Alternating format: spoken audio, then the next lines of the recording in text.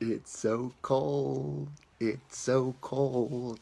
Actually, it's not too bad today. And look at this. So, it's the holiday season. Doop de doo. A dickory dock. So, even though Christmas is over, I'm at my mother and my father's house, my parents' house, and we're celebrating the holiday season, Christmas, with my siblings, and we're doing our family Christmas because we did the other Christmases the other days, and I'm doing our Christmas yesterday. And as always, there's a lot of people in the house. Everyone's sleeping. I'm on the porch, and if I move that way, an annoying light gets in your face. But the show must go on, and it's always fun. It's 41 degrees. Before I stepped out here on the porch, uh, I checked the temperature to see what the degrees were because the last time I was out on the porch, I think it was about 20, 25 degrees. So I was pleasantly surprised to see that it is a whopping 41 degrees today, which is pretty cool because it's not that cold out. And then I'm looking at the topic for today's AMX books, and it's a really fun topic, and it pays homage to this. It pays homage to what I'm living here and going to talk about today. So I'm very cold. The internet connection is always a little shaky when I'm out here on the porch, but I disconnected the internet from my phone, so we should be good. Just running on the old 4G. All right. 1, 2, 3. And you're going to hear a car in the background. Go. Good morning, my friends, and welcome to the Spaniard Show. This is the Spaniard, and this is AMX Books 645, coming at you Friday, December 8th, 2018. I was telling Facebook Live, I'm at my parents' house. We're celebrating Christmas with my family. There's a lot of people in the house. I'm on the porch. You can see the breath coming out of my mouth if you're watching on Facebook Live or eventually on YouTube. But it's timely because we're talking about nature, reading the book Meat Eater by Steve Ranella. Not quite to the extreme as he's talking about in the book, but we're also going to talk a little bit about family and about siblings, and that's exactly what I'm living right now. So let's dive into the first topic of the day. I want to talk about this sense of fear. Okay, so Ranella talks about some of his early hunting escapades, especially with his brothers and some of his friends, and he talks about this sense of fear that they would experience, it being out in the wilderness and or doing things that maybe or that maybe not should have been doing, but the fear that it put upon him. And he says this, quote, "It was thrilling to be scared like that, thrilling to have danger in the woods. It was just one more thing that bound me to my heroes who kept death and hunger as close to them as their rifles." So this is a boy at this time. I talked about this yesterday, this idea of element of excellence number 1, creating a vision. Ranella knew from a young age who he was, he didn't necessarily know who he was. He knew what he wanted to be, who he wanted to be, and he's always talking about these heroes. And I'm telling you that it's how I live my life. I identify a hero, and there's a lot of nuance to it, and you have to. It's deeper than just that, but the idea here is picking out a goal, a star, a moon, the clouds, something, and aiming for it. And in this particular instance, Ranella's talking about the fear, and hey, it made me just like my heroes. And he goes on in the book to talk about grizzly attacks, run-ins with Indians, and he goes on to say, quote, "that my own hunting grounds might prove dangerous seemed only right." So he knew where he was heading. He loved the idea that it connected him to his heroes. And I want to point out something here, and this is really important, and I'll tie it to fighting. This all sounds romantic. I read these books to celebrate reading, to celebrate learning, to celebrate the authors, to celebrate what it does for my life and what it will hopefully do for your life as well. But something important to pick out here is, one, it sounds romantic, but it's not a game, right? So this all sounds romantic, fear and danger, being in the woods, but we're talking about real grizzly bears. We're talking about real Native Americans and colonists and Americans heading out west on the frontier. This was real life and death. It's not a game. It's not pretend. It's not romantic. It's not a reality. Let's say that. It's not a reality TV show. So I think it's really important to understand that it certainly sounds adventurous and romantic and great and glorious, but it is real. Right? It's nature. One of the best things that one of the coolest things, most impactful things that I've started doing lately is on Instagram, following these real nature accounts, these handles.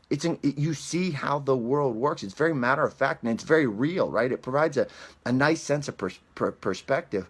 And the second thing that I want to throw out there is this aliveness and fear that he's talking about, I got from fighting. Okay, I felt that aliveness. I felt that fear. I felt that being on the edge of what I'm capable of, and stepping into the realm of maybe I'm not capable. It was that zone. We talked about being in the zone or flow a couple weeks ago. It's that idea. I was right on the tip of that sword into that land of fear, just beyond my capabilities. And I think it's healthy. And I'm not going to sit here, and I would never tell, I mean, this show is basically, it is for my kids. So I'm certainly not going to tell my kids, go out and be afraid and put yourself in dangerous situations. But I do think that if you can incur that in some small way in your life. I was running hill sprints yesterday morning. It was early in the morning. It was cold. It was like 25 degrees. I was running hill sprints. And my legs were burning, my lungs were burning, it was cold, my fingertips were cold, and I felt alone, and I felt scared, and I felt like a deep part of me afraid, because I always envisioned, what if I were in a fight right now? How would I defend myself? So if that's the dose of fear that I'm keeping alive in my life, I'm sure you can find something just beyond your comfort zone that will put you in a state of having to kind of feel your mettle and develop your mettle just a bit. I think it's healthy. Negotiate with it to find your own mix. Don't go climb a mountain. Don't go wrestle a bear. You can find your own healthy dose of fear and instill it in your life. I want to talk a little bit about the history of trapping. So I was thinking this morning, I was looking at this lesson plan. Part of my hope is that I say something that sends you in a direction, that you want to research something and just start your own learning process. In the book, they talk about trapping, and he talks about his starting as a trapper. So Ranella got traps as a gift for Christmas, and it set him on this trajectory, okay, that eventually landed him where he was. But he talks about the historical boom of fur prices in the 70s and 80s, and he says, quote, "It was driven by strong retail demand for many varieties of fur and fur-trimmed garments. They were, quote, outward manifestations of wealth and luxury." So it was really neat in the book to learn about the history of trapping and furs across the world, different countries, and what they valued and why they valued it, and how a certain size animal, a certain size coyote might be of value in this country but not in that country because the people are smaller in that country.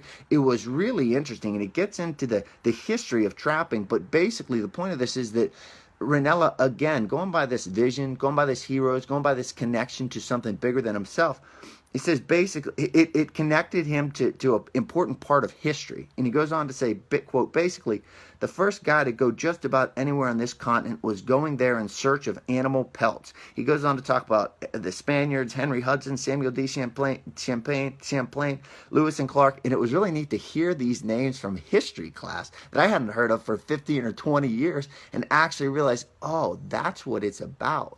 That's why they were going out west, and that's what it was just a really neat piece of history. So if nothing else from today, do a little research on the history of trapping and its the importance of animal pelts in the 70s and 80s around the world. And lastly, as I'm sitting here at my parents' house on the porch, freezing cold, my siblings, my nieces and my nephews are sleeping inside, my parents are sleeping downstairs, I want to say this, a quote from the book, and this is from Ranella, and then I'll tie it to this current situation. Quote, "I want to clarify here that my two brothers are among the few most important people in my life. I've been in the company of at least one of them at about 90% of the occasions when something truly memorable has happened in the woods. And I love them in a way that would not make sense if I tried to write it out." I'm sitting here I thought it was really neat. I don't think my siblings are going to listen to the show, but if they do, know that I love you, siblings. It was really cool because I'm reading this thing, and that's how my parents raised us, to value our siblings, to value this idea of blood and connection and family, and with all of the things going on, all the different directions to go. It's neat to just spend time. It comes down to just time. It's chaos. Look, when we're here, it is chaos. It can become stressful. It is like you need a breath of fresh air. But at the end of the day, this is what it's about. That's what it's about. I love hearing the connection that Ranella has with his siblings. I appreciate the connection I have with my siblings. It's how I'm going to raise my kids, Gracie and Rocky, to value and appreciate that. So a takeaway for today is go spend time with those you love. And if you don't have family members or blood, spend time with a friend. Reach reach out to other AMXers, folks. Just make it happen. Thanks for tuning in. This has been AMX Books 645. Thanks, Ronaldo, for the short message. If you'd like to help to support the show, CharlieSpaniard.com has all the information. Patreon.com/CharlieSpaniard to help support the show for as little as $1 a month. I'll see you folks tomorrow with AMX Weekly.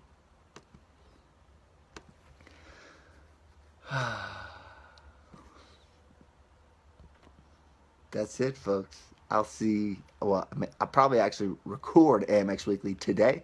It'll be posted tomorrow. Reminder, subscribe to the Spaniard Show on iTunes. You'll get 7 episodes a week. 7 episodes a week. That means this, that if you're really on a trajectory to improve yourself in one area or another, you're getting 7 episodes a week. AMX Books Monday through Friday, AMX Kids on Tuesdays, AMX Weekly on Saturdays.